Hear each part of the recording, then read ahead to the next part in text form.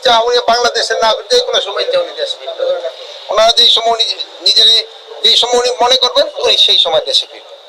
আমরা এই ব্যাপারে ফরেন মিনিস্ট্রিতে লিখছি, ফরেন মিনিস্ট্রি ফরেন অ্যাডভাইজারও আপনাদের বলছে, তারাও কিন্তু তাদের চিঠি দিছে যে আমাদের বাংলাদেশি নাগরিক যদি ওই অবদেশে থাকে আমরা অবশ্যই নিব, কিন্তু তারা একটা প্রপার চ্যানেলে আসতে হবে। নিয়ম হলো প্রপার চ্যানেলে। ওনারা করে নাকি এটা ফলো না করে এই জঙ্গলে রাস্তা দেখি জায়গায় না ওই সব জায়গায় গিয়ে করে, এটা একটু অমানবিক।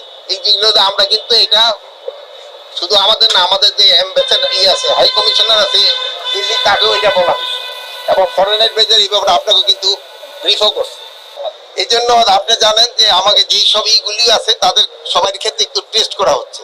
যেমন আমরা কিন্তু এখন এয়ারপোর্ট, তারপরে ল্যান্ড পোর্ট, এইগুলির ক্ষেত্রে কিন্তু একটু সচেতনতা বৃদ্ধি করার জন্য বলা হয়েছে। এই জন্য আগে কিন্তু নিজেকে আপনাকে সচেতন হইতে হবে।